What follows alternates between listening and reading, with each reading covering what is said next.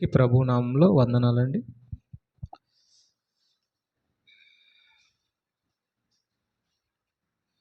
ప్రియమైన దేవుడి బిడ్డలారా, మరి ఈరోజు దేవుడు మనకిచ్చినటువంటి జీవాహారములో మరి చక్కటి మాటలు మనం బైబిల్ నుంచి పరిశీలిద్దాం. మచ్చరము ఎముకలకు కుళ్ళు, అసూయ ఆరోగ్యానికి హానికరమా అనేటటువంటి మాటల్ని బైబిల్లో నుంచి మనం పరిశీలిద్దాం. ప్రియమైన దేవుడి బిడ్డలారా, మచ్చరము ఎముకలకు కుళ్ళు, అసూయ ఆరోగ్యానికి హానికరము లేక హానికరమా? దీన్ని మనం ఆలోచించగలిగితే అసూయ అన్న, మచ్చరం అన్న, లేదంటే విషపు లేకపోతే ఈర్ష్య, లేక చెడ్డ కండ్లు, లేదంటే కడుపు మంట, లేదంటే ఓర్వలేనితనం, ఇవన్నీ కూడా ఒకే అర్థాన్ని సూచిస్తున్నాయి. ఇవి ప్రతి మనిషిలోనికి సాతాను ప్రవేశపెట్టినటువంటి బలమైన ఆయుధాలు. ప్రతి మనిషి హృదయంలోనికి ఈ మచ్చరము, ఈ అసూయ అనేది ప్రవేశపెట్టి ఈ రెండింటిని మాత్రమే కాకుండా కొన్ని వేల సంఖ్యలో దాని యొక్క ఆయుధాలని, దాని యొక్క లక్షణాలని మనుషుల్లోనికి ప్రవేశపెట్టింది. వాటిల్లో ఈరోజు మనం తెలుసుకోబోయేది ఏంటంటే మచ్చరము లేక అసూయ. దీని గురించి మనం తెలుసుకుందాం. మచ్చరము ఎముకలకి కుళ్ళు తీసుకొచ్చి పెట్టిద్దంట. ఎముకలు మచ్చరం వల్ల ఎముకలు కుళ్ళిపోతాయి అంట. అసూయ వల్ల ఆరోగ్యము చెడిపోయిద్ది అంటున్నాడు. చూసారా, ఇది దేవుడు చెప్తున్నటువంటి మంచి మాటలు. మచ్చరం అనేది ఉండకూడదు. మచ్చరం ఎముకలకి కుళ్ళు తీసుకొచ్చిద్ది. ఎముకలు విపరీతమైనటువంటి నొప్పులు, ఎముకలు వాపు, ఎముకలు కీళ్ళు నొప్పులు, ఇవన్నిటి వల్ల దీనికి బ్యాక్ హిస్టరీ ఏంటంటే మచ్చరం అంటున్నాడు. ఎందుకంటే మనసు ఆహ్లాదంగా ఉన్నప్పుడు మనిషిలో ఉన్నటువంటి అన్నీ సక్రమంగా రిలీజ్ అవుతాయి. అన్ని కణాలు సక్రమంగా పనిచేస్తాయి. మనసు బాగోలేనప్పుడు మనిషిలో ఉన్నటువంటి రక్త కణాలు సరిగ్గా రిలీజ్ అవ్వవు. అందువల్ల సక్రమంగా టయానికి రిలీజ్ అవ్వకపోవటం వలన మనిషి ఆలోచనల వలనే అవి రిలీజ్ అవ్వటానికి కారణం ఉంది. మనసు బాగుంటే అన్ని కణాలు సక్రమంగా రిలీజ్ అవుతాయి, అన్ని కణాలు సక్రమంగా పనిచేస్తాయి. మనిషి విపరీతంగా ఆలోచించాడంటే మొహ కదలికలు మారిపోతాయి. అంటే మొహానికి సంబంధించినటువంటి కణాలు సరిగ్గా పనిచేయవు. అలాగే మచ్చరం వలన ఎముకల్లో ఉన్నటువంటి కణాలు, ఎముకల్లో ఉన్నటువంటి కణాలు సరిగ్గా పనిచేయకపోవటం వలన ఎముకలు విపరీతమైనటువంటి నొప్పులు వస్తాయంట. ఎముకలు లోపల బాధ వచ్చిందంట. దీన్నే కుళ్ళు అంటున్నాడు. మచ్చరం ఎముకలకు కుళ్ళు. అసూయ ఉంటే ఈ అసూయ వల్ల కూడా ఆరోగ్యం దెబ్బతినిపోయింది అంటున్నాడు. బైబిల్ చాలా ఉన్నతమైనటువంటి గ్రంథం. ప్రతి మనిషి జీవితాన్ని తెలిసినటువంటి, చెప్పగలిగినటువంటి, మరి వర్తమాన భూత భవిష్యత్తు కాలాలు ఎరిగినటువంటి గ్రంథం బైబిల్. కాబట్టి ఈ గ్రంథము చెబుతున్నటువంటి దేవుడు మనుషులందరి యొక్క మనసు ఎరిగిన దేవుడు. కాబట్టి మనుషుల మనస్తత్వాలు ఎలాగ ఉంటాయి, మనుషుల్లో ఉన్నటువంటి సాతాను ప్రవేశపెట్టినటువంటి వీటి వలన మనుషులకు వచ్చే నష్టాలు ఏంటి అని దేవుడు ప్రతి మాట కూడా తన గ్రంథంలో రాయించడం అనేది జరిగింది. కాబట్టి ఈరోజు మచ్చరం గురించి మనం ఆలోచించగలిగితే పరమగీతాలు 2వ అధ్యాయము 15వ వచనాన్ని ముందుగా మనం చదువుకుందాం. పరమగీతాలు 2వ అధ్యాయము 15వ వచనం.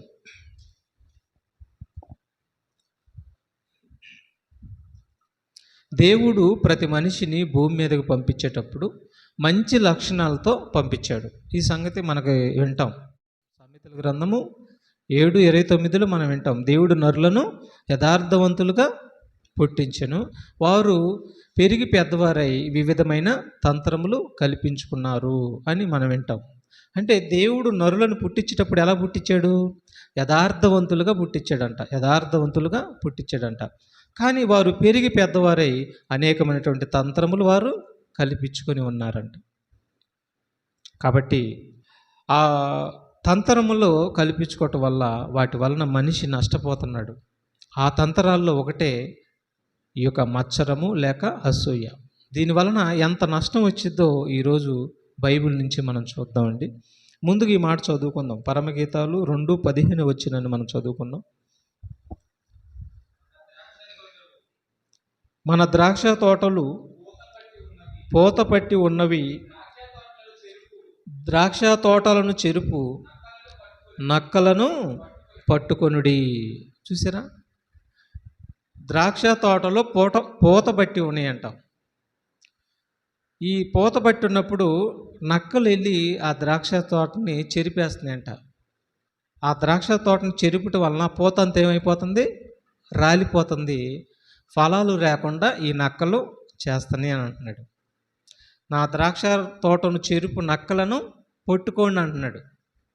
ఇంతకీ ద్రాక్ష తోట అంటే, ద్రాక్ష చెట్లు అంటే మనుషుల గురించే మాట్లాడుతున్నాడు. మనుషులు పూత పడుతున్నారంట, కానీ ఫలించలేదంట.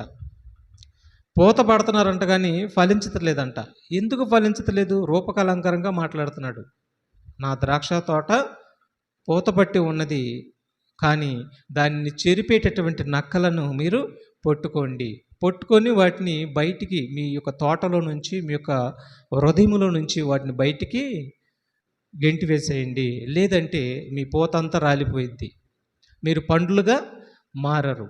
పండ్లుగా మారకపోతే ఆ చెట్టు దేవుడికి పనికిరాని చెట్టు. పనికిరాని చెట్టు ఏమైందని చెప్పాడు? ఫలించని ప్రతి చెట్టు నరికివేయబడి అగ్నిలో వేయబడును అని చెప్పాడు. కాబట్టి నీవు ఫలించకుండా చేసేది ఏంటనంటే నీలో ఉన్నటువంటి గుంట నక్కలు అని అంటున్నాడు.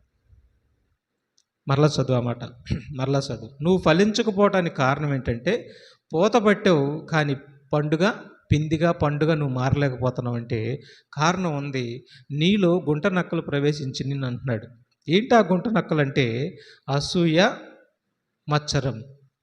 ఇవి నీ పూత రాలిపోతాయి, నీ జీవితాన్ని ఎదగనీవు, నీ జీవితాన్ని దేవుళ్ళు ఎదగనీవు, నిన్ను నాశనం చేసి ఫలించనీయకుండా, దేవుడికి పనికి రాకుండా ఈ యొక్క అసూయ, ఈ యొక్క మత్సరము చేసి చివరికి నీ దేహాన్ని కుళ్ళు పట్టి చేసినట్లు చేసి చివరికి జబ్బు పట్టేస్తే నీ శరీరానికి అంటున్నాడు దేవుడు.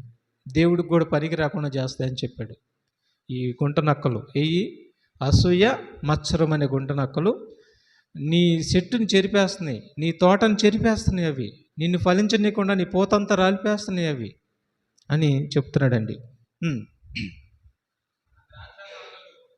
మన ద్రాక్ష తోటలు పూతపట్టి ఉన్నవి, ద్రాక్ష తోటలను చెరుపు నక్కలను పట్టుకొనుడి.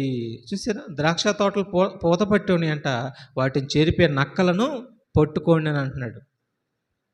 ద్రాక్ష తోట అంటే కొత్త నిబంధనల ప్రకారం తోట అన్న మరి దేవుడి యొక్క ప్రజలే. ఈ ప్రజలు పూత పడుతున్నారంట, కానీ వాళ్ళు ఫలాలుగా ఫలించలేకపోతున్నారంట.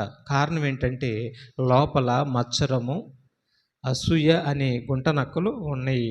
వీటిని మీరు బయట పారవేసుకోండి అని అంటున్నాడండి. తర్వాత ఏబు గ్రంథము 5:2 కూడా మనం చూడగలిగితే, ఏబు గ్రంథము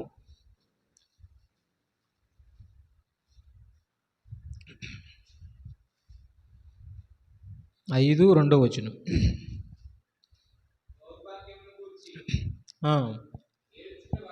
దౌర్భాగ్యము గూర్చి ఏడ్చుట వలన మూడులు నశించెదరు, బుద్ధి లేని వారు అసూయ వలన చచ్చెదరు. చూసారా, అసూయ మనిషిని ఏం చేస్తుంది? అసూయ మనిషిని ఏం చేస్తుంది? మరణము తీసుకొచ్చి వస్తుంది. బుద్ధి లేనితనము అసూయకు కారణం. అంటే ఎవరికైతే బుద్ధి ఉండదో, బుద్ధి అనగా వాక్యం, ఎవరికైతే వాక్యం ఉండదో, వాక్యం తెలియదో, వాళ్ళలో అసూయ ఉండిద్దంట. అర్థమవుతుందా? వారిలో అసూయ ఉండిద్దంట. ఈ అసూయ ఏం చేసిద్దంట? వాళ్ళ జీవితానికి ఏం చేసిద్దంట? అసూయ వలనే ఈ అసూయ వారిని చంపేసిద్ది అన్నాడండి. చూసారేమన్నాడు? అసూయ ఎంత ప్రమాదమో చెబుతున్నాడు దేవుడు, సృష్టికర్త చెబుతున్నటువంటి మాట. అసూయ వారిని చంపివేస్తుంది అని చెప్తున్నాడు. కాబట్టి ఈ అసూయ నిన్ను బ్రతకనివ్వటం లేదు. ఈ అసూయ, ఈ మచ్చరము నీ ఎముకలకు కుళ్ళు పట్టేస్తుంది. ఈ అసూయ నీ దేహానికి హానిగా రోగాన్ని పుట్టేస్తుంది. కాబట్టి ఈ అసూయ లేక ఈ మచ్చరం అనే గుంట నక్కల్ని నీలో నుంచి ఏం చేయమంటున్నాడు? బయట పారవేసేయి. నీ హృదయంలో నుంచి బయట పారవేసేయి, గెంటి వెయ్యి, లేదంటే అవి నిన్ను చంపేస్తాయి అని చెప్తున్నాడు. అవి నిన్ను చంపేస్తాయి. ఎలా చంపేస్తాయి అంటే, జీవించుతున్నామనే పేరు మాత్రమే ఉండిద్ది, నువ్వు ఫలించవు. ఫలిస్తాడా?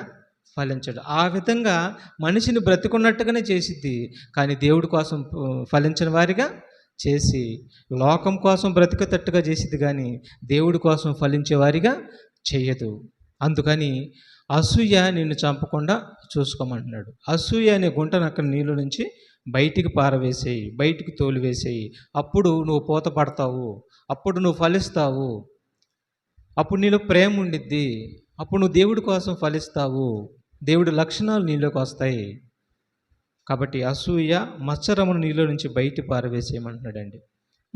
ఈ అసూయ వలన వచ్చే ప్రమాదాలు కొన్ని చూద్దాము. అసూయ వలన నువ్వు ప్రాణహాని తీసుకొచ్చుకుంటావు అని చెప్తున్నాడు కదా. చూడండి, ఆదికాండం 4 అధ్యాయము 5 నుంచి మనం చూడగలిగితే, కయ్యూనును అతని అర్పణను ఆయన లక్ష్య పెట్టలేదు, కాబట్టి కయ్యూనికి మిక్కిలి కోపం వచ్చి, ఏమండి, కయ్యూనికి మిక్కిలి కోపం ఎందుకు వచ్చింది? కోపం? ఎందుకు అసూయ వచ్చింది? ఎందుకు మత్సరం వచ్చింది అని అంటే, మత్సరము అసూయ అంటే ఎదుటివారి క్రియలు మంచివి అయినప్పుడు వాటిని భరించలేనటువంటి కన్ను కయ్యందైపోయింది. అదే మత్సరం అంటే. అదే అతన్ని హత్య చేసేటట్టుగా చేసింది. హేబేలు క్రియలు మంచివిగా ఉన్నాయి, కయ్యోని క్రియలు ఏమైనా క్రియలు దేవుడికి ఇష్టంగా లేవు. కాబట్టి ఎదుటివాడు హేబేలు క్రియలు మంచివైనందున ఈయన కన్నుకి ఈర్చ కలిగింది. హేబేలు కన్నుకి, కయ్యోని కన్నుకి ఏం కలిగింది? ఈర్ష్య. మత్సరం వచ్చింది, ద్వేషం వచ్చింది, పగ వచ్చేసింది, కక్ష వచ్చేసింది, క్రోధంగా మారిపోయింది. చివరికి ఆ అసూయ రక్తబంధాన్ని తెంపేసింది. తమ్ముడే కదా హేబేలు. ఎవరు? సొంత తమ్ముడు. హేబేలు అర్పణ దేవుడికి ఇష్టమైనప్పుడు సంతోషించాలి కదా. హేబేలు అర్పణ దేవుడికి ఇష్టమైనప్పుడు సంతోషించాలిగా, ఆనందించాలిగా. అంటే అసూయ ఎంత ప్రమాదమో చెప్తున్నాడు. చూడండి, ఎంత ప్రమాదమో చెప్తున్నాడు. రక్తబంధాన్ని తెంచేసిద్దంట అసూయ. చివరికి ఆ రక్తబంధాన్ని చంపేటట్టుగా చేసిద్దంట. అందుకే ఈ అసూయ అనే గుంట నక్కని నీలో నుంచి బయటికి పారవేసుకో, లేదంటే ఇతరులను చంపేసిద్ది నీ ద్వారా, లేదంటే అది నిన్నే చంపేసిద్ది. రెండు చాలా ప్రమాదం, డేంజర్. ఈ గుంట నక్కని నీలో నుంచి బయట పారేసుకోమని చెప్తున్నాడు. అసూయ అనే గుంట నక్కని బయట పారవేసుకోవాలి.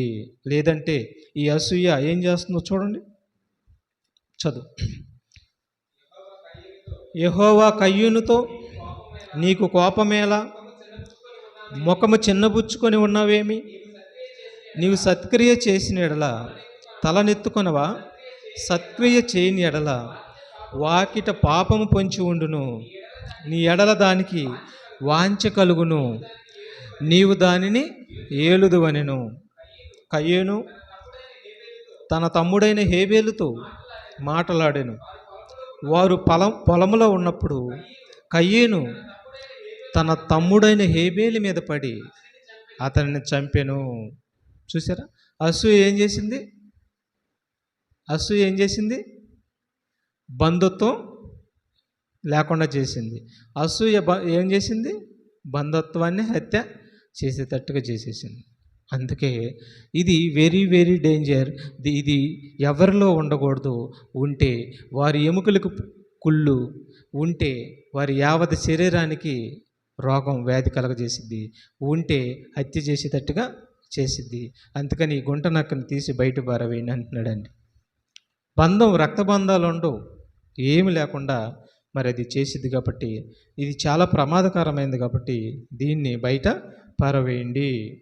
తర్వాత అసూయ బంధాన్ని తెంచిద్ది, బంధం అనేది చూడదు అనేది కూడా మరో సందర్భం చూద్దాం. ఆదికాండము 37 అధ్యాయము, ఆదికాండం 37 అధ్యాయము 4 నుంచి మనం చదువుకుందాం.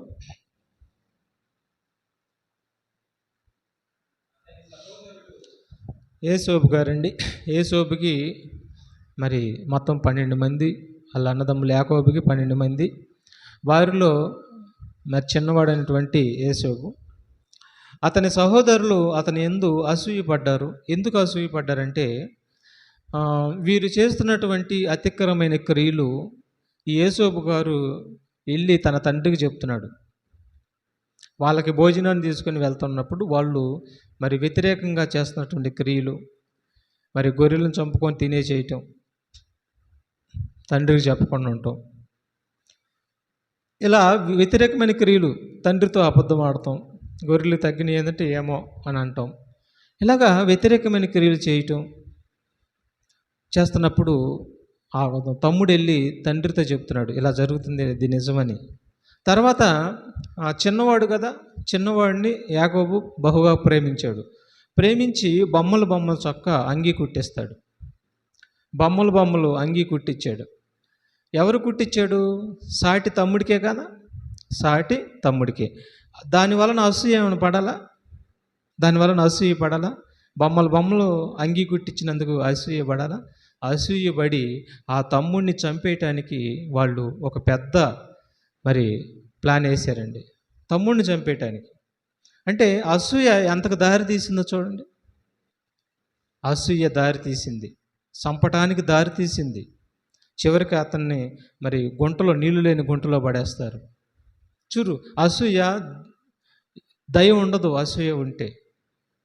అసూయ ఉంటే కనికరం ఉండదు, బంధం ఉండదు, తమ్ముడని ఉండదు, అన్నని ఉండదు. ఇవేమి లేకుండా విచ్ఛిన్నం చేసేసిద్ది ఈ అసూయ అనేటువంటి గుంట నక్క. నిన్ను ఫలింపనీయకుండా, దేవుళ్ళు నిన్ను ఎదగనీయకుండా చేసిద్ది ఈ అసూయ అనే గుంట నక్క, మత్సరం అనే గుంట నక్క. అందుకని దీన్ని నీలో నుంచి బయటికి తోలుకో, లేదంటే అసలు నీకు ఎదగలేవు దేవుళ్ళు అని చెప్పేసి ఇచ్చాడు.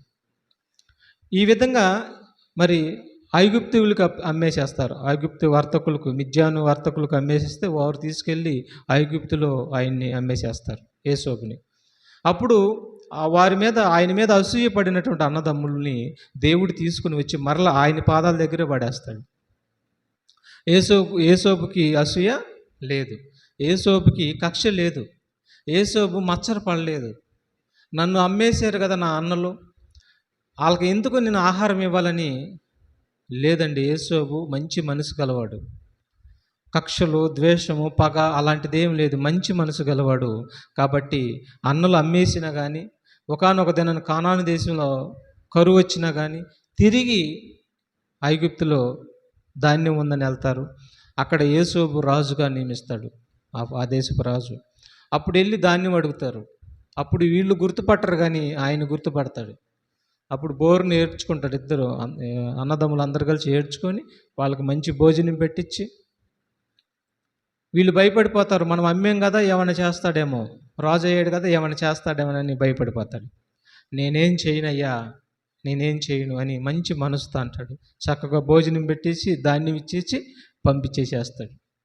అంటే మచ్చరపడిన, అసూయపడినటువంటి వారిని తీసుకొచ్చి ఎక్కడ పడేశాడు? నీతిమంతుడు పాదముల యొద్ద పరవేస్తాడు దేవుడు. ఇది సత్యం, నమ్మాలి. అందుకే మనం అసలు అసూయ లేకుండా ఉండాలి, మత్సరం లేకుండా ఉండాలి. దీనివలన మనకి నష్టం, దేవుళ్ళు ఎదగకుండా పోతాం, ఎదుటివారికి అసూయ మన ద్వారా నష్టం కలగజేసిద్ది.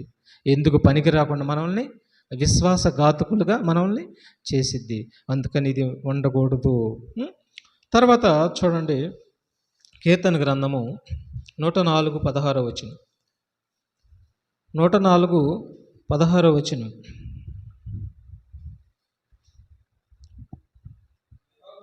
యెహోవా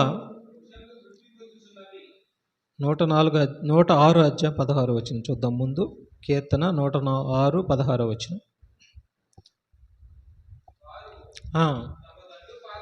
వారు తమ దండు పాలెములో మోషేయందును యెహోవాకు ప్రతిష్ఠితుడైన అహరోను నందును అసూయపడిరి. ఎవరండి? ఎవరు అసూయపడింది? అసూయపడింది ఎవరు?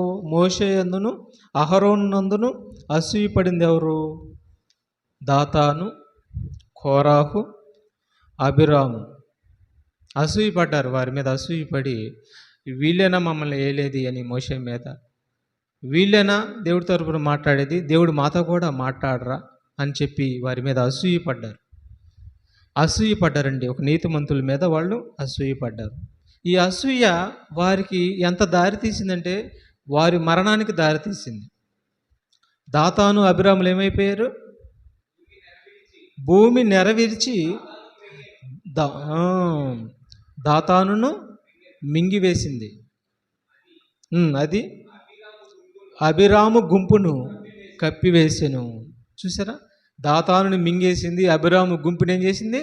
కప్పివేసింది భూమి, మింగేసింది భూమి. అంటే అసూయ ఎంతకు దారి తీస్తుందో చూడండి. అసూయ మనిషి ప్రాణం తీస్తుంది. అసూయ దేవుళ్ళు ఎదగకుండా చేస్తుంది.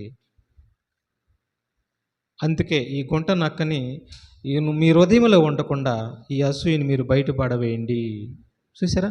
అసూయపడిన దాతాను, అబిరాములు ఏమైపోయారు? చివరికి భూమి లోపలికి వెళ్ళారు. భూమి వారిని మింగేసింది. చూసారా? అసూయే ఎంత పని చేసిందా?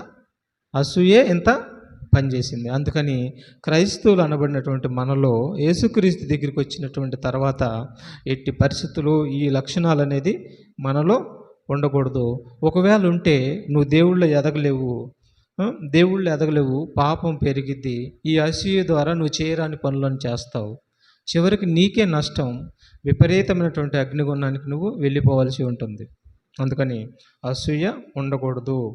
తర్వాత చూడండి, మొదటి సమూయేలు గ్రంథము 18 అధ్యాయము 7 నుంచి 9 వరకు.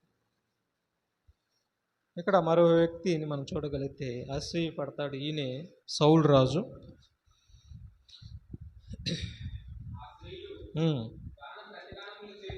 ఆ స్త్రీలు గాన ప్రతిగానములు చేయుచు వాయించుచు సౌలు 1000 కొలదియు దావీదు 10,000 కొలదియు శత్రువులను హతము చేసిరనిరి.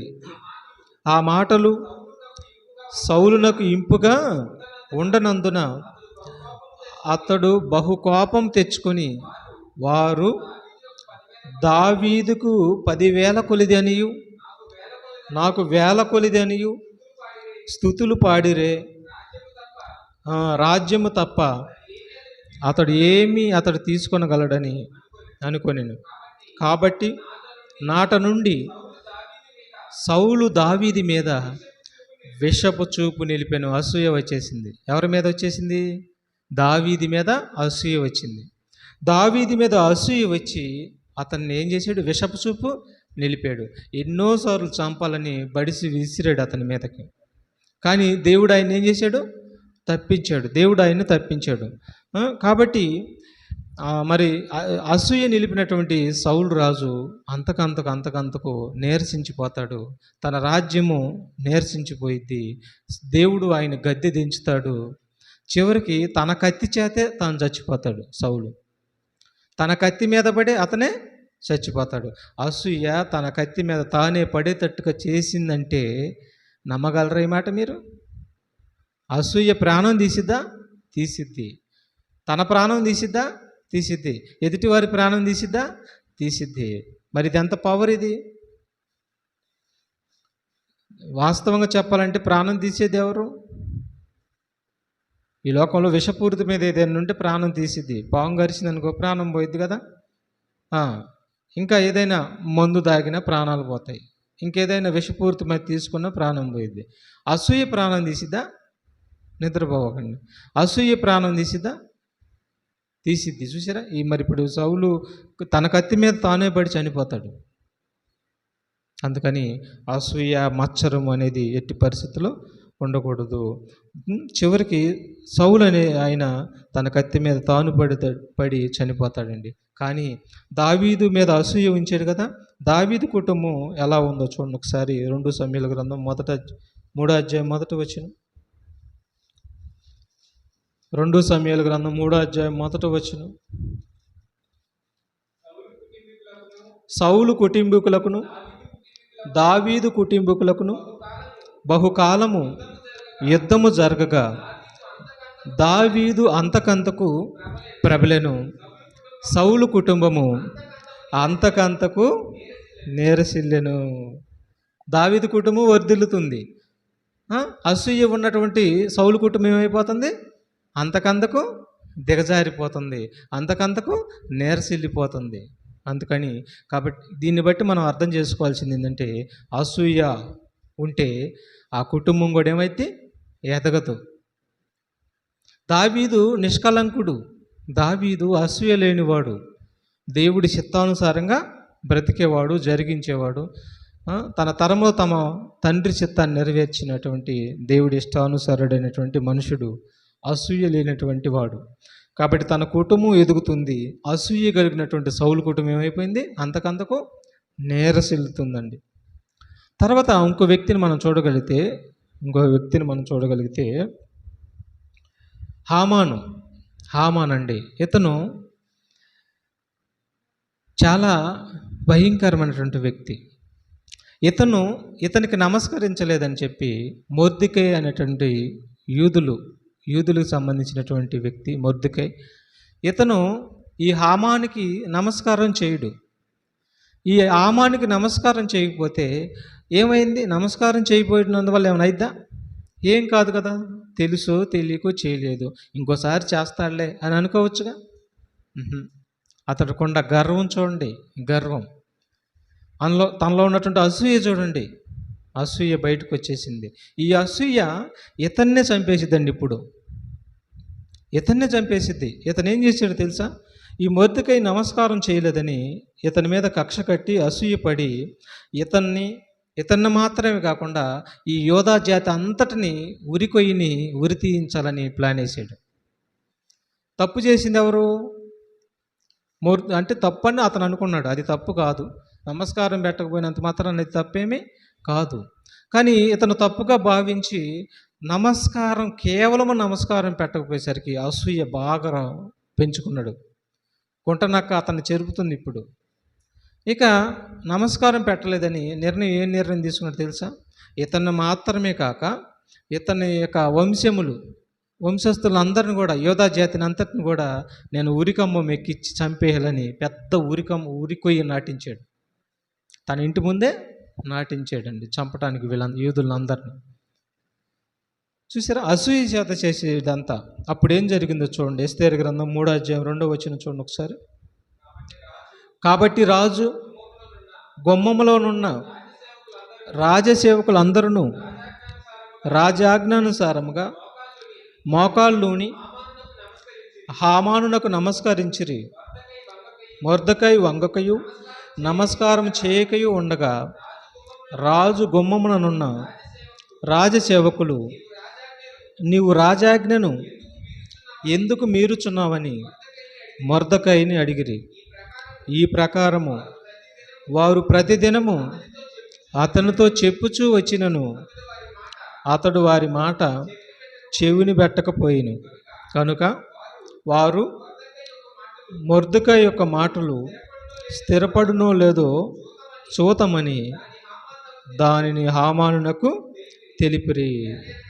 అనగా అతడు, నేను యూదుడను కనుక ఆ పని చేయజాలనని వారితో చెప్పి ఉండెను.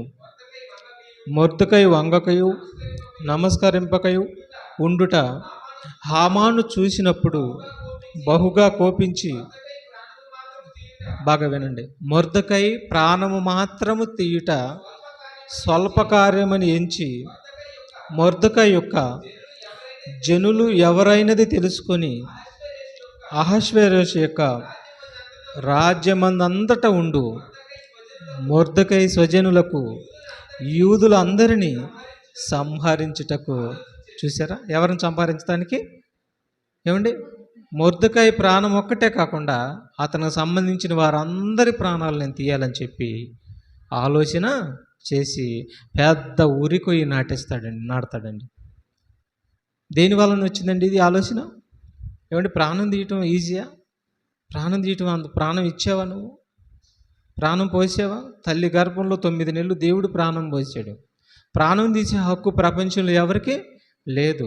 అవసరమైతే ఎటు మనిషి కోసం ప్రాణం పోతుంటే నిలబెట్టే కానీ ప్రాణం తీసే హక్కు ప్రపంచంలో ఎవరికి లేదు. కానీ ఇతను సులువుగా తీసేయాలని, కేవలం నమస్కారం చేయలేదని అతన్ని మాత్రమే కాక అతనికి సంబంధించిన యూదుల ప్రాణాలన్నిటిని తీసేయాలని ప్లాన్ వేసాడు, ఆలోచించాడు. అప్పుడు దేని వలన వచ్చింది ఈ ఆలోచన? అతనిలో ఏముంది? అసూయ ఉంది. అసూయ వలన ఈ ఆలోచన వచ్చింది. ఈ అసూయ అనే గుంట నక్కని ఇతను ఎంతకి దిగజార్చిందో చూడండి. అందుకే ఈ అసూయ అనే గుంట నక్కని మీ తోటలో నుంచి, మీ హృదయంలో నుంచి బయటికి నెట్టివేయండి. లేదంటే మీరు దేవుళ్ళు ఎదగలేరు, మీరు దేవుళ్ళు ఫలించలేరు. మీకు మీరే అది మిమ్మల్ని దెబ్బతీసిద్ది. అవసరమైతే మీ ద్వారా వేరే వాళ్ళని కూడా దెబ్బతీసేటట్టుగా చేసింది. కాబట్టి దీన్ని మీరు ఖచ్చితంగా బయట పారవేయనన్నాడండి.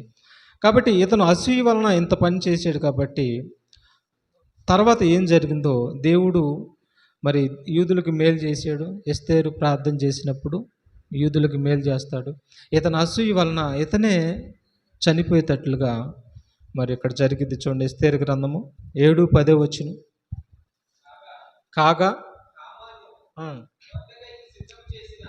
కాగా హామాను మొర్దెకైకి సిద్ధం చేసిన ఉరికొయ్య మీద వారు అతనినే ఉరి తీసిరి.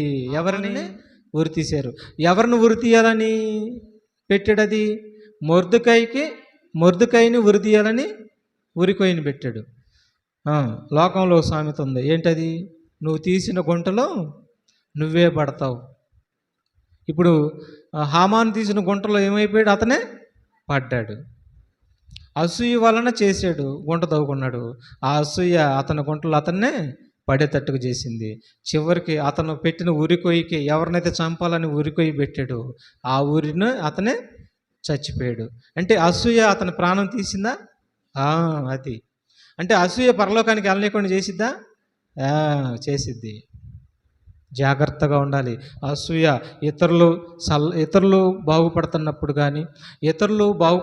కానీ వారి గురించి మనం ఏమాత్రం మత్సరం కానీ అసూయ కానీ ఏమాత్రం హృదయంలో పెట్టుకోకూడదు.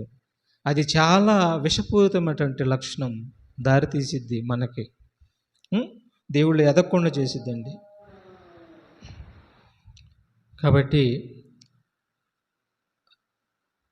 హామాను చేసినటువంటి పని, హామాను తీసినటువంటి గుంటల్లో ఆయనే పడ్డాడండి. తర్వాత అసూయ వలనే ఆ విధంగా అతను పడ్డాడు. కీర్తన గ్రంథం 7:17 వచ్చిన కూడా మనం చూడగలిగితే, తాను త్రవ్విన గుంటలో తానే పడతాడని దేవుడు తన గ్రంథం ముందు రాయించిన మాట చూద్దామండి. కీర్తన గ్రంథం 7:15 వచనం. వాడు గుంట త్రవ్వి దానిని లోతు చేసి ఉన్నాడు, తాను త్రవ్విన గుంటలో తానే పడిపోయాను. చూసారా, తాను త్రవ్విన గుంటలో ఏమైపోయాడు? తానే పడిపోయాడు. అందుకని ఎట్టి పరిస్థితుల్లో అసూయ కానీ మత్సరం కానీ ఉండకూడదు. నీవు చేసినటువంటి పని నీ నెత్తి మీదకి వచ్చింది. నువ్వు తవ్వినట్టు ఇతరులని గుంటలో పడేయాలని ఏదైతే గుంట తవ్వుతావో ఆ గుంటలో నువ్వే పడిపోతావని బైబిల్ చెప్పింది. దేవుడు చెప్పాడంటే మాత్రం అది జరిగి తీరుతుందండి. అందుకని దేవుడు ఏమన్నాడంటే, ఎట్టి పరిస్థితుల్లో ఇదిగో యేసుక్రీస్తు యొద్దకు వచ్చినటువంటి మీరు ఎట్టి పరిస్థితుల్లో మత్సరము అసూయ కలిగి ఉండొద్దు అని చెప్తున్నాడండి. కలిగి ఉండకూడదు, ఆ లక్షణాలు మీలో ఉండకూడదు. చూసారా ఎంత ప్రమాదానికి దారితీసిన చూడండి ఆ లక్షణాలు. అందుకని అవి మీలో ఉండకూడదని చెప్తున్నాడు. గలతీ పత్రిక 5:26 వచనంలో చూడండి, ఆ మాట రాయిస్తాడు చూడండి. గలతీయులకు రాస్తూ గలతీ పత్రిక 5:26 వచనం.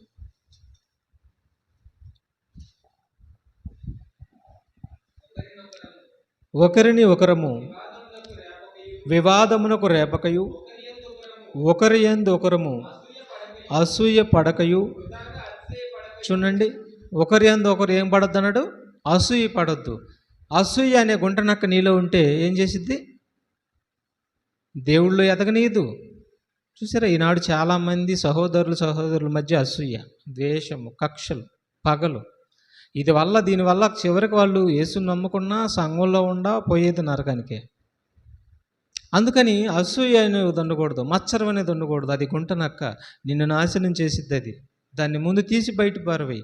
ఎదుటివారి ఎదుగుదలని ఓర్చలేని గుణం, ఎదుటివారి ఎదుగుదలని సహించలేని కన్ను, ఇవన్నీ అసూయానికి, మత్సరానికి సంబంధించినటువంటి పర్యాయ పదాలు. ఎట్టి పరిస్థితుల్లో అసూయ అనేది ఉండకూడదండి.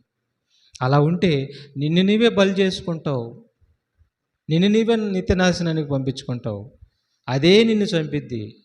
ఎవరు నిన్ను ఏమీ చేయాల్సినటువంటి అవసరం లేదు. నీలో ఈ చెడ్డ లక్షణం ఉంటే చాలు, సరాసరిగా వెళ్ళిపోతావు నువ్వు, డౌట్ లేకుండా నరకానికి.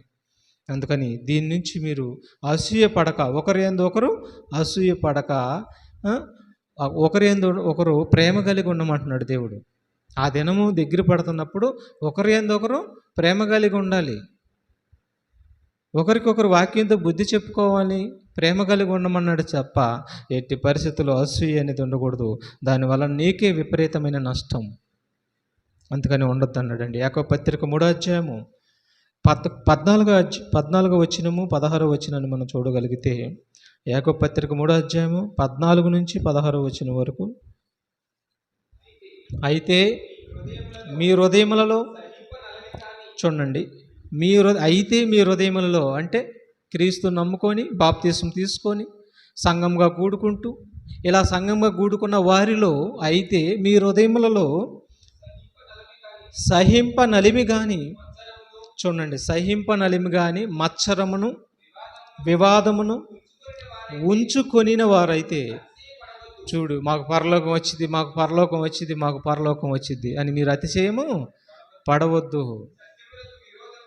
వాక్యానికి విరోధముగా మీరు అబద్ధం ఆడవద్దు, మేము పరలోకం వెళ్తామని. మత్సరము సహించనలిమి కానీ మత్సరము, తర్వాత ఏమన్నట్టు చూడండి, మత్సరము దానికి ముందు సహింపనలిమి కానీ మత్సరమును వివాదమును ఉంచుకొనిన వారైతే అతిశయపడొద్దు. వివాదాలు, గొడవలు, మత్సరము ఇవన్నీ ఉంటే నువ్వు అతిశయపడొద్దు. దేని యందు అతిశయపడుతున్నావు? వాక్యమందు నేను పరలోకం ఉంది, నాకు నిత్యలోకం ఉంది, నాకు పరలోకం ఉంది, నాకేంటి అని నువ్వు అతిశయపడుతున్నావా? అయితే నీ అతిశయము లో మోసం ఉందేమో చూసుకో. నీ అతిశయంలో అసూయ ఉందేమో చూసుకో. మోసపోతావు అంటున్నాడు. ఏలైనగా మత్సరమును వివాదమును ఎక్కడ ఉండునో అక్కడ అల్లరియు ప్రతి నీచ కార్యమును ఉండును. చూసారా, మత్సరము అసూయ ఎక్కడ ఉంటాయో అక్కడ అల్లరి పుట్టిద్దంట. ప్రతి నీచమైన కార్యము ఉంటుంది. కాబట్టి మరి మత్సరము అసూయ లేకుండా మీరు ఉండాలి. అది ఉంటే మాత్రం మీరు పరలోకం కోసం అతిశయపడతాం మానేసేయండి అన్నాడు. దాని గురించి ఆలోచించటమే మానేసేయండి మీరు. ఎందుకంటే ఖచ్చితంగా మీరు వెళ్ళలేరు పరలోకానికి అంటున్నాడు. అసూయ ఉంటే అంత ప్రమాదకరమైనది అంటున్నాడండి. తర్వాత అపోస్తుల కార్యాలు 13వ అధ్యాయము 45వ వచనం కూడా చూద్దాం. ఈ అసూయ, ఈ మత్సరం అనేది దేనికి దారితీస్తుందో చెప్తున్నారు చూడండి. ఇక్కడ మరొక మాట, 45వ వచనం. యూదులు జన సమూహమును చూసి, చూడండి, మత్సరముతో నిండుకొని దూషించుచు పౌలు చెప్పిన వాటికి, ఏమండి, మనుషులందరూ పౌలు చెప్పిన వాక్యం విని అందరూ వచ్చారండి, చాలామంది వచ్చారండి. దీనిని యూదులు జీర్ణించుకోలేకపోయారు. యేసు వైపు మారుతుంటే, యేసు వాక్యం విని, సువార్త విని యేసు వైపు మారుతుంటే, ఆ వాక్యం వింటుంటే అందరిని చూసేసరికి వారి కన్ను కుట్టేసింది. మచ్చరపడ్డారు, ఈర్చిపడ్డారు, విషపు చూపు వచ్చింది కంటిలోకి. అప్పుడు వారు ఏం చేశారు తెలుసా? పౌలుని ఏం చేస్తున్నారు చూడండి. చూడండి, మత్సరము దూషించేటట్టుగా చేసింది. చూసారా? మత్సరము దూషించేటట్టుగా చేసిద్దా? చేసిద్దండి. అనేకమైనటువంటి నిష్ఠ దరిద్రాలన్నిటికి కారణం మత్సరమేనండి. ఇది ఒక లక్షణం గురించే చెప్తున్నాడు. ఇంకా చూసుకుంటా పోతే చాలా ఉన్నాయి, వేల కొద్ది లక్షణాలు. వాటి వలన మనిషి ఏడవబడుతున్నాడు, భక్తిలో ఉన్నాను అనుకుంటున్నాడు. చెప్తాను, ఒక్కొక్కటిగా చెప్తాను. పౌలు చెప్పిన వాటికి అడ్డము చెప్పిరి. చూసారా? మత్సరము దోషణకు కారణమైందంటే నమ్మగలరా? మత్సరము మనిషి దోషకుడుగా చేస్తుంది. తర్వాత ఇంకేం చేస్తుందో చూడండి, 1 కొరింథీ పత్రిక 3:3 ఇంకేం చేస్తుందో చూడండి. 1 కొరింథీ పత్రిక 3:3 మీలో అసూయయు కలహమును ఉండగా, వింటున్నారు ఈ మాట మీరు? మీలో అసూయయు కలహము ఉంటే మీరు ఆత్మ సంబంధులా శరీర సంబంధులా? ఏమన్నాడు? మీలో అసూయయు కలహము ఉండగా మీరు శరీర సంబంధులై మనుష్య రీతిగా నడుచుకుని వారు కారా? ఎవరిలో అయితే మత్సరం ఉండిద్దో వారు ఆత్మ సంబంధులు కారు, వారు శరీర సంబంధులు. మనుషులు ఎలాగైతే నడుస్తున్నారో వీళ్ళు కూడా రొటీన్గా దేవుడిని నమ్మి కూడా మనుషులు నడిచినట్టే నడుస్తారంట. వీళ్ళు శరీర సంబంధులు, వీరికి పరలోకము రాదు. గలతీ పత్రిక 5:19-21 కూడా చూద్దాం. గలతీలకు రాసిన పత్రిక 5:19-21 వరకు. శరీర కార్యములు అంటే శరీర సంబంధమైన మనిషిలో మత్సరం ఉండిద్ది అంటున్నాడు. ప్రకృతి సంబంధించిన మనిషిలో మత్సరం ఉండిద్దని చెప్తున్నాడు. ప్రకృతి సంబంధికి పరలోకానికి అసలు సంబంధం లేదు. యేసుక్రీస్తులోకి వచ్చిన తర్వాత నువ్వు పరలోక సంబంధివి, ఆత్మ సంబంధివే కానీ ప్రకృతి సంబంధివి కాదు. కాబట్టి చూడండి, శరీర కార్యములు స్పష్టమై ఉన్నవి. అవేమనగా జారత్వము, అపవిత్రత, కాముకత్వము, అభిచారము, ద్వేషములు, కలహములు, మత్సరములు. చూసారా? ఏమన్నాడు? శరీర కార్యములు స్పష్టమై ఉన్నవి. అసూయ కూడా శరీర కార్యమే. ఎవరిలో అయితే అసూయ ఉండిద్దో వారు శరీర సంబంధులు, వారు ప్రకృతి సంబంధులు. చూసారా? శరీర సంబంధులు. కాబట్టి మత్సరం ఉండటం వలన వీళ్ళకి పరలోకము ఉండదు, కోల్పోతారు. అందుకని ఈ గుంట నక్కని తీసి బయట పారేసుకోమని చెప్తున్నాడండి. మరొక మాట చూద్దాం చివరిగా.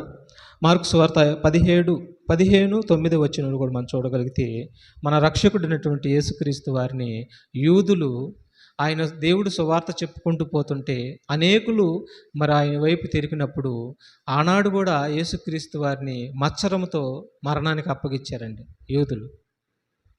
చూడండి, మత్సరముతో వాళ్ళు అప్పగించారు. వాళ్ళు అసూయతో ప్రభువుని అప్పగించారు. అంటే అసూయ ఏం చేస్తుంది? ఎదుటి వ్యక్తిని మరణానికి అప్పగించగలదు. అసూయ ఏం చేసిద్ది? అసూయ ప్రకృతి సంబంధమైన మనిషిగా చేయగలదు. అసూయ ఏం చేసిద్ది? దూషింపజేయగలదు. అసూయ రక్తబంధాన్ని తెంచేయగలదు. అసూయ నీ ప్రాణం తీయగలదు. సౌలు తన ప్రాణం తానే తీసుకున్నాడు. హామాను తన ప్రాణం తానే తీసిపోయింది. తాను చేసిన గుంటలు తానే పడ్డాడు. అసూయ వలన తన ప్రాణమే పోయింది. ఇక్కడ అసూయ వలన యేసుక్రీస్తునే అప్పగిస్తున్నారు. చూడండి, చదవండి అన్నమాట. ప్రధాన యాజకులు అసూయ చేత యేసును అప్పగించిరని పిలాతు తెలుసుకొని, చూడండి, పిలాతు తెలుసుకున్నాడు, వీరందరూ ఈయన ఏ పాపం చేయకపోయినా, ఏ నేరం చేయకపోయినా కేవలం అసూయ వలన ఈయన్ని అప్పగించారు. ఏమండి, అసూయ ఉంటే మాత్రం ఎట్టి పరిస్థితులు దేవుళ్ళు ఎదగరండి. వాళ్ళు ఎంత టోళ్ళైనా సరే, వాళ్ళు దేవుళ్ళు ఎదగరు, దేవుడి దగ్గర కూడా రారు. అసూయ దేవుడి నుంచి దూరం చేసేసింది. ఇదే గుర్తు. దేవుడికి దూరంగా వెళ్ళిపోతున్నారంటే అర్థం ఏంటో తెలుసా? అసూయ పరులు వాళ్ళు. అసూయ పరులు కాబట్టి దేవుడి దగ్గరికి రారు. ఇక అదే గుర్తండి. తర్వాత చివరగా మరొక మాట చూద్దాం. మరి ఎలాగ ఉండాలి మనం అంటే, రోమపత్రిక 12:10 చూడండి. చివరగా రోమపత్రిక 12:10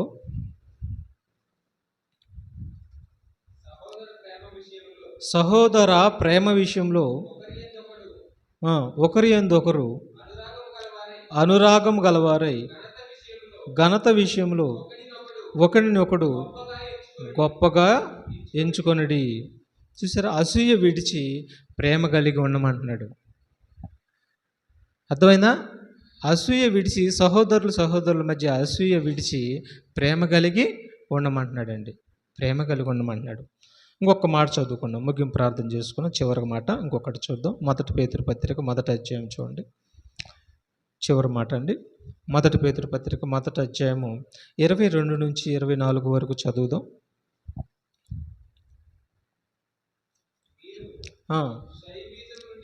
మీరు క్షయబీజం నుండి కాక శాశ్వతమగు జీవము గల దేవుని వాక్యము మూలముగా అక్షయ బీజము నుండి పుట్టింపబడిన వారు కనుక నిష్కపటమైన, చూడండి, సహోదర ప్రేమ కలుగునట్లు మీరు సత్యమునకు విధేయులు అగుటతో చేత మీ మనసులను ఏమండి సంఘ క్షేమాభివృద్ధి జరగాలన్నా, నీ శరీరానికి ఆరోగ్యం కలగాలన్నా, నీలో క్షేమాభివృద్ధి కలగాలన్నా నీలో అసూయ ఉండకూడదు. దాన్ని నువ్వు తీసుకొని ప్రేమని అభివృద్ధి చేసుకో. ప్రేమ కలిగి బ్రతుకు, వాక్యాన్ని అభివృద్ధి చేసుకో. ఇలా అభివృద్ధి చేసుకోవటం వల్ల ఏమైందంటే సంఘ క్షేమాభివృద్ధి కలిగిద్ది. తర్వాత నీ శరీరానికి ఆరోగ్యం కూడా వచ్చిద్ది. అదే మచ్చరం ఉంటే, అది అసూయ ఉంటే, మచ్చరము ఎముకలకు కుళ్ళు, అసూయ ఆరోగ్యానికి హానికరము. నీ ఆరోగ్యాన్నే తెంపేసిద్ది. నీ ఎముకల్లో కుళ్ళు, నొప్పులు వస్తాయి, ఎడతెగని నొప్పులు వచ్చేస్తాయి అంటున్నాడు. కాబట్టి 24వ వచనం వరకు చదివా? 24 వరకు చదువు. ఒకరిని ఒకడు హృదయపూర్వకముగా మిక్కటముగాను ప్రేమించుడి. ఏలయనగా సర్వశరీరులు గడ్డిని పోలి ఉన్నారు, వారి అందమంతయు గడ్డి పువ్వు వలె ఉన్నది.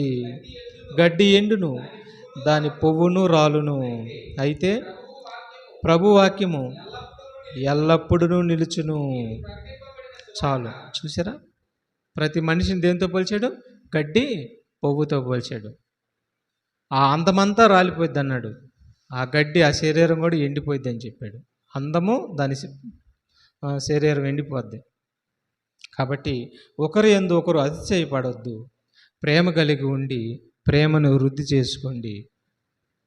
అప్పుడు మీ ఎముకలకు కుళ్ళు పట్టదు, మీ యావత్ శరీరానికి అనారోగ్యము రాదు, ఆరోగ్యము వచ్చింది. కాబట్టి మచ్చరం కానీ ఉందంటే మాత్రం, అసూయ కానీ ఉన్నంత మాత్రం మచ్చరము ఎముకలు కుళ్ళు అయిద్ది, అసూయ ఆరోగ్యానికి హానికారం తీసుకొచ్చి పెట్టిద్ది. చివరికి నీ ఆత్మకి నిత్య నరకానికి కూడా తీసుకొని వెళ్ళగలదు. కాబట్టి మనం మచ్చరమును అసూయను మాని ప్రేమను వాక్యమును సంపాదించుకొని పరలోకానికి వెళ్దాం. కాబట్టి మచ్చరము అసూయ అనే గుంట నక్కల్ని మన హృదయంలో నుంచి బయట పారవేసుకొని వాక్యాన్ని హృదయంలో భద్రపరుచుకున్నాం. ప్రార్థన చేసుకున్నాం.